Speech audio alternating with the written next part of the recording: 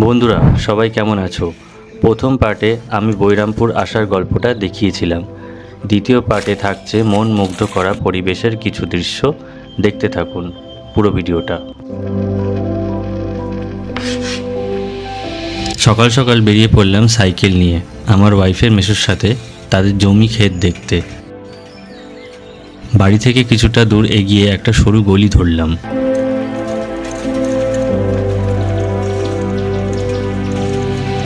পৌঁছে গেছি সেই ক্ষেতের সামনে, আর শুরু হলো কলা গাছের বাগান দিয়ে।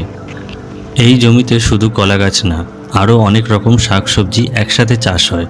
আর তার মধ্যে আমি যেগুলো দেখছি সেগুলো হলো আলু, পটল, ড্রাগন ফ্রুট। আর এখন এসছি পটল চাষের জায়গায়।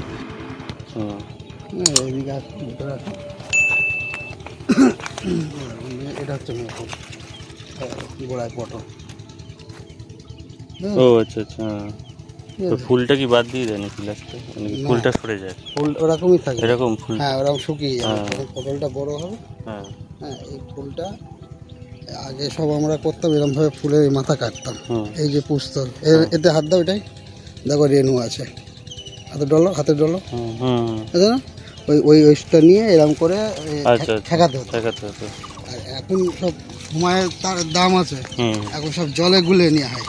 আচ্ছা, নিয়ে ডপারে করে এক ডপার একটু একটু করে দিয়ে দিয়ে লিজে নেয় নাকি? হ্যাঁ, লিজেও নেয়, ভাগেও নেয়। ভাগে মানে কি হিসাবে নেয়, মানে কিরকম? ভাগে হচ্ছে এখন 3 ভাগ।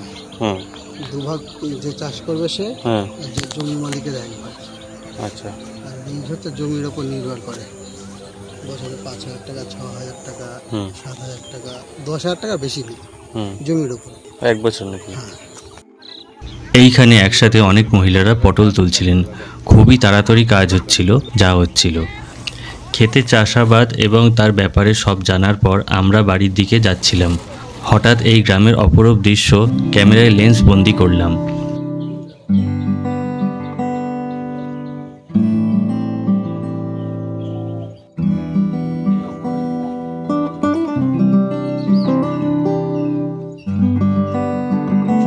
বেলা কিছুটা গড়ানোর পর ঠিক করলাম আবার সেই বিলের দিকেই যাব।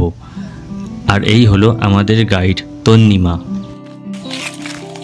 শহরে থাকার সময় যে প্রতি মিনিটের দাম যে পরিমাণ দৌড়ঝাঁপ করতে হয়, এখানে এলে আপনি এক মুহূর্তের জন্য সব কিছু ভুলে যেতেও পারেন।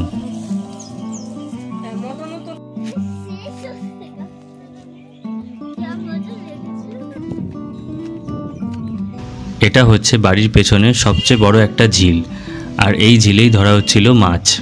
একটু আগে আমাদের বিরিয়ানি খাবার কথা চলছিল, কিন্তু সেটা শুনে এরা হঠাৎ করে পালিয়ে গেল কেন বুঝলাম না। জেলে মশাই মাথায় গামছা বাঁধছেন মাছ ধরতে যাওয়ার জন্য।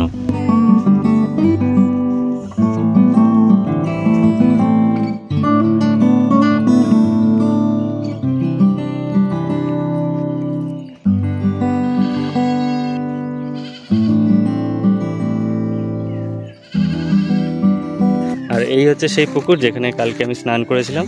এই হচ্ছে সেই ঘাট, এখান থেকে নেমেছিলাম। পুকুরে বেশি জল নেই, তবে ডিপ আছে বেশ পুকুরটা। ওই দিকটা হচ্ছে কি পাড়টা ভেঙে গেছে, আগে অনেকটা উঁচু ছিল বলছিল। আর কোথায়, কোন দিকে? তো আজকে আমি বাড়িতে রওনা দিচ্ছি। ভেবেছিলাম 11:30টার ট্রেনটা ধরবো, কিন্তু দেখা যাক কখন যাওয়া হয়। কি দেখা যাবে আরো বল, এদিক ঘুরে এদিক ঘুরে। আজকে তো আমি যাবই, হবে হবে।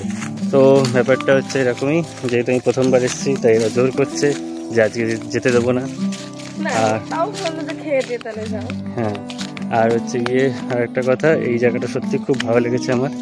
বিশেষ করে এরকম পেছনের দিকে জঙ্গল, তার পাশে বিল, খুবই ভালো লেগেছে।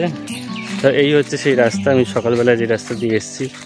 খুব মানে শুধু দেখে ভাবো যে এরকম সুন্দর জায়গা, এরকম রাস্তা।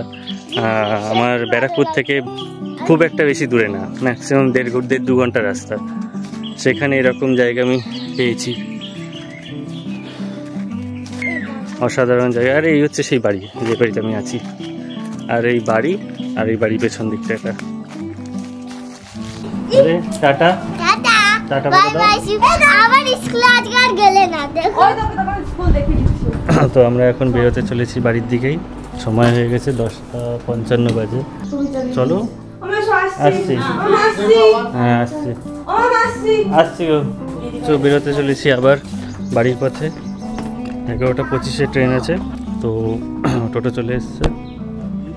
আমার সাথে এরাও যাচ্ছে। দেখি আমাদের দাদার বাড়িতে। কোথায় যাচ্ছিস তোরা? দাদার বাড়িতে দুজন একা একা যাচ্ছে। হ্যাঁ আমি ট্রেনে উঠে ফোন করে দিচ্ছি। তো আমরা রওনা দিলাম।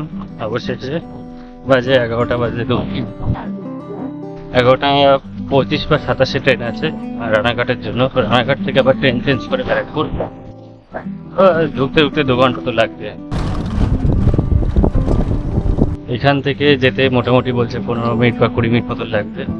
আমরা কি এদিক থেকে গেছিলাম? এসেছিলাম।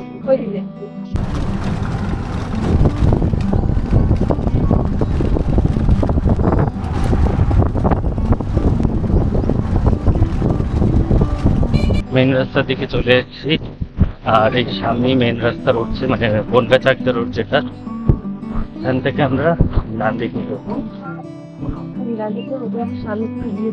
ইউটার্ন নিয়ে তারপর যেতে হবে। এই ইউটার্ন নিয়ে নেওয়া হলো। এবার স্টেশনের দিকে, স্টেশন এখান থেকে আর কত যাবে না, ওটা রেলওয়ে ক্রসিং করবে না, এটা ক্রসিং করবে। ক্রসিংটা পার করলে ওই গোপালনগর স্টেশন। এই যে মাসিটা বলছেন কোথায় যে এখানে কোনো হসপিটাল বা কিছু নেই, মানে সব দেখাতে, ডাক্তার দেখাতে গেলে সব বনগা যেতে। হ্যাঁ বলছি, ডাক্তার দেখাতে গেলে বনগা। আর এমনি কোনো ক্লিনিকে একটা করে স্বাস্থ্য কেন্দ্র আছে। আর এখানে আপনি থাকলে সময় বুঝতে পারবেন না, কারণ সময় বহু করে কেটে যায়। যেহেতু ছিমছাম জায়গা, সেরকম দোকানপাট নেই, সেরকম লোক বসতি নেই, রাস্তায় লোক সংখ্যা কম, তাই জন্য এখানে সময় বহু করে কাটতে যায়। ওই হচ্ছে গিয়ে গোপালনগর স্টেশন। পৌঁছালাম গোপালনগর স্টেশন। এবার এখান থেকে টিকিট কাটতে হবে ডাইরেক্ট ব্যারাকপুরের জন্য। আর এখন প্রচণ্ড গরম আর এক্সস্টেড লাগছিল। এখান থেকে আমরা প্রথমে যাব রানাঘাট। রানাঘাট থেকে ট্রেন চেঞ্জ করে যেতে হবে ব্যারাকপুর। গোপালনগর স্টেশনের পর আর কোথাও ভিডিও করতে পারিনি, তাই এই ভিডিওটা এখানেই শেষ করছি। লাইক, সাবস্ক্রাইব, কমেন্ট অবশ্যই করবেন, আর ভিডিওটা কেমন লাগলো অবশ্যই জানাবেন। আবার দেখা হচ্ছে নেক্সট ভিডিওতে।